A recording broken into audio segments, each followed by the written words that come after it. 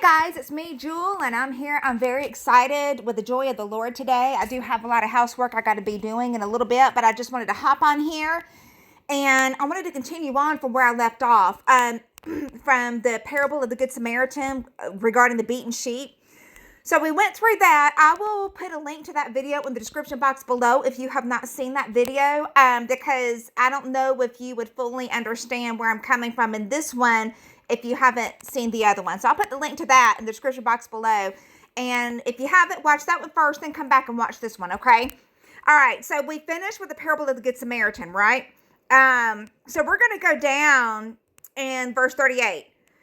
Now it came to pass as they went, this is in Luke 10, that he entered into a certain village, and a certain woman named Martha received him into her house, and she had a sister called Mary, which also sat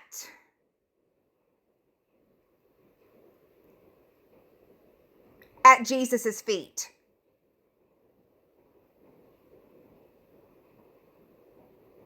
And heard his word.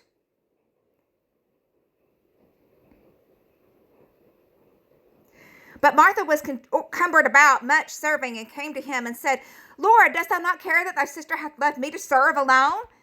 Bid her therefore that she help me. And Jesus answered and said unto her, Martha, Martha, thou art careful and troubled about many things, but one thing is needful. And Mary hath chosen that good part, which shall not be taken away from her. So how does a Christian get from, especially one who's caught in legalism, especially those of us who have been through the journey of getting beaten, judged, scorned, hated, stripped of all of the initial joy that we had when we first got saved, by religiosity, by churchianity, by so-called pastors, so-called theologians, and so-called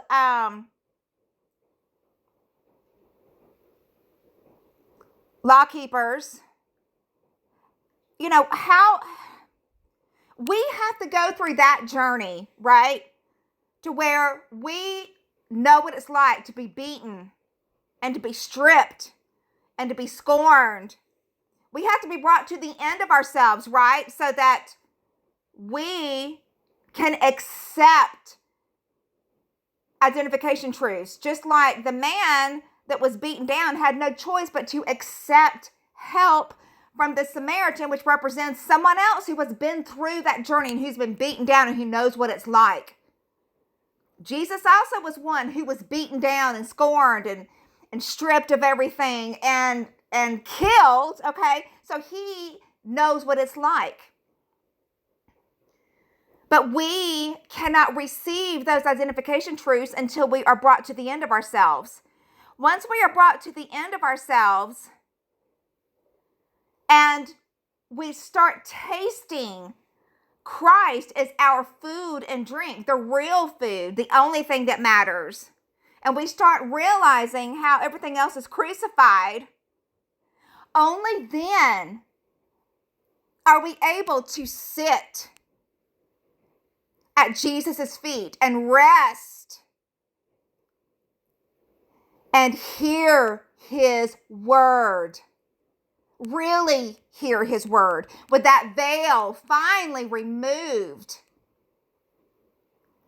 With that veil finally removed, and you're finally sitting in the holiest of all, the Holy of Holies, at the feet of Jesus, just soaking in his Shekinah glory.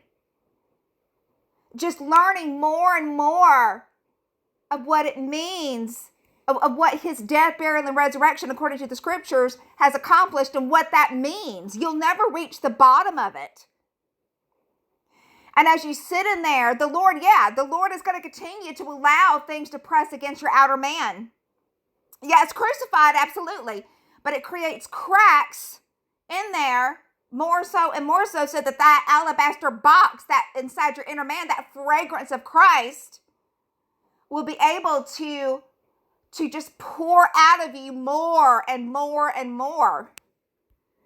We don't need to be careful and troubled about many things. Easier said than done. I'm guilty. Number one, I'm raising my hand right now. I've been guilty. Absolutely.